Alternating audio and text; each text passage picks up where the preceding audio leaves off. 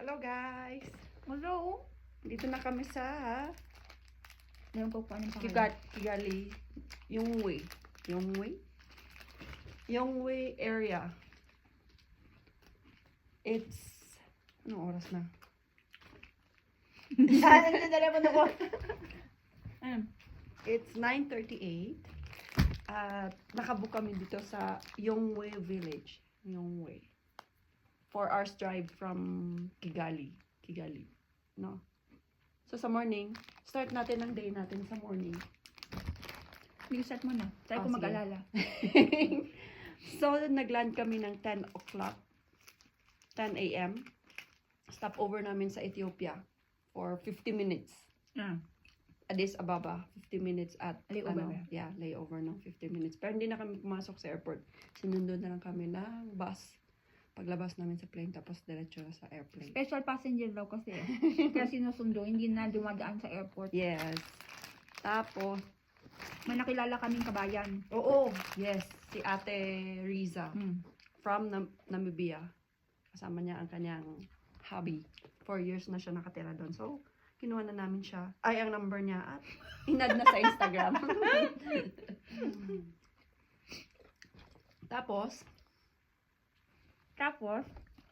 Tapos nag-board na kami ng plane at ano siya, sinasampal siya ni Jollibee. Pagland sa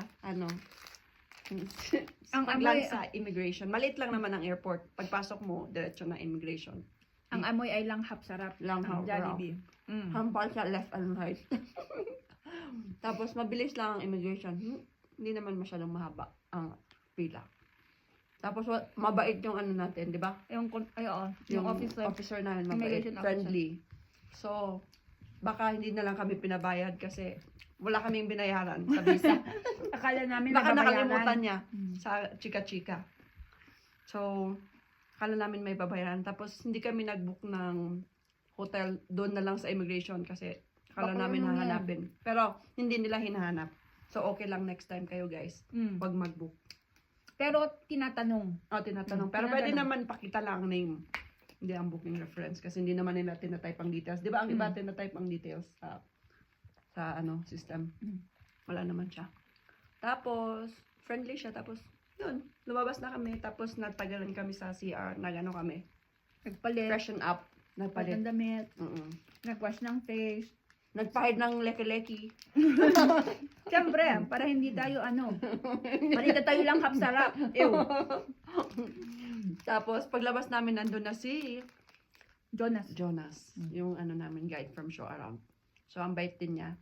So, before nag-message kami na we're wearing, ako daw, brown. At ito, black. Pero, nakalimutan namin, nagbihis kami sa CR. Paglabas namin, iba na, colored na ako. Hindi. Purple na siya. May na-skip ka. Mm. Tinype mo, hindi mo Ay, send. sabi ko, nag-send ako message. Ay, ito na ang color na namin. Tapos, hindi ko na na-send. Pero nakilala niya din kami sa kaitsura. Pero naalala niya, sabi mo, black and brown. Sabi niya. Sabi ko, hindi, nag-send ako. Tapos pagtingin ko sa WhatsApp, Hindi pa na-send. hindi pala na-send, na-type lang. Tapos, paglabas namin, siya, hindi masyadong sunny. Sa morning, kala namin may sun sa afternoon. May sun ba sa afternoon? Wala din. Wala. Tapos, afternoon, Ang unang stop namin yung market. may sarili siyang car, malaki, 4x4. Lamig. Oo. Malinis ang Kigali. Tapos, first stop is yung market nila. Ano yun? Ang daming malalaking name? banana. Ay, hindi ko na naalala ang name. Yung market nila. Marami silang malalaking patatas, maliliit na yung sili, buong market. malalaking saging. Tapos, inikot lang namin ng mabilisan sa loob. Tapos, nagpa-picture lang kami sa saging. Kasi, hello! Sorry na putol. Naubusan ako ng memory as usual. But we're back. So, Sa tayo nag-stop? Yung sa market. sa market. Ang name ng market is this name. Kimironko Market. Kimironko Market. Yeah. Yung parang inaano nila, advertise para pumunta ang mga tourist doon. Pero marami silang market. Pero yun lang yung naano nila para ng mga tourist. Merong isang babae doon nag-offer sa akin nung isang banana niya kasi 'di ba nagpi-picture Oh. tayo tapos binigay niya Oh. picture. Hindi, first ako yung ube. Ube? Di ba yung lalaki ginanon niya? Gabi. Ay, Gabi pala. Gabi, tapos siya binigyan ng banana. Banana. Tapos ang lalaki ng mangga nila. Oo. Mm-mm. Pati Ano daw, mga fresh daw yun lahat from farm. Sabi ni Jonas, ang lahat na nandun. na mga tapos prutas. yung avocado na pagkamalan mong mangga. Tapos may mga flowers din sila. Maganda din ang flowers nila. Tapos yun, lumabas na kami. Tapos sa next, Yung yung center, center. ano yun? Convention center at saka yung parang dome. Oo. Convention Ano? center tsaka, anong tawag dun sa dome? Hindi. Radisson? Oh, yung tabi ng Radisson. Convention Center. Meron pang isa. Wala na. Meron. Yung parang... Ay, yung ano, Oo. Kigali... Go kung saan tayo unang nag-picture. Kigali... Convention Center yung bilog. Yung isa, Kigali KGB. KGB? KCB. Convention. Kigali. Ay, hindi pala Hindi. no. Yung bilog na ginawa daw ni Bill Gates. Yung Bill Gates, yun yung sinasabi ko. Ay, ito pala. Kigali Alliance Business Center. Hindi. Kigali Alliance Business Center yung square. Tapos yung isa yung bilog, Convention Center yung ginawa ni Bill Gates. Before daw, sabi ni Jonas, grass daw yun before, no? Oo. Tapos ginawang ganun. So, Radisson Blue, magkatabi sila. Tapos, papunta doon, dumaan kami sa Independence Street. Independence Street. Tapos, yun, after nun is, wala na tayong i-implement. Yung sa genocide. Genocide, tapos nakakaawa.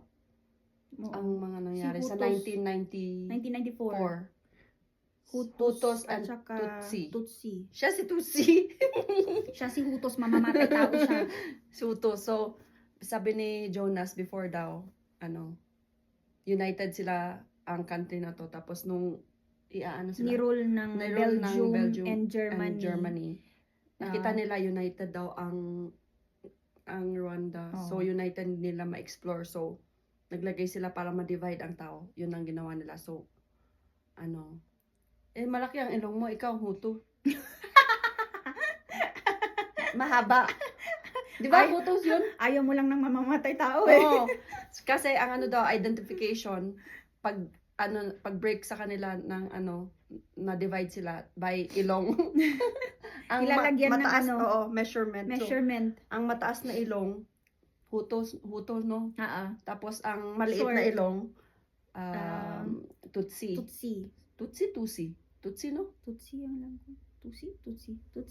Kasi ang bastos, tutsi. Tutsi ata? Tusi? Tursi. Tursi? Hindi. Tursi. Tursi. At huto. Tutsi. Kabastos sa Tursi! Tursi. Hutos. Okay, Huto and Tursi pala. Sorry. Tutsi. Sabi ko, ba't parang ang bastos? Hindi naman yun parang bastos kanina. Ba't naging bastos? Oy, pangalan din yun ng singer. Tutsi Guevara. Tutsi parang sabi ko, ba't parang bastos? Kaya sorry, ang lamig.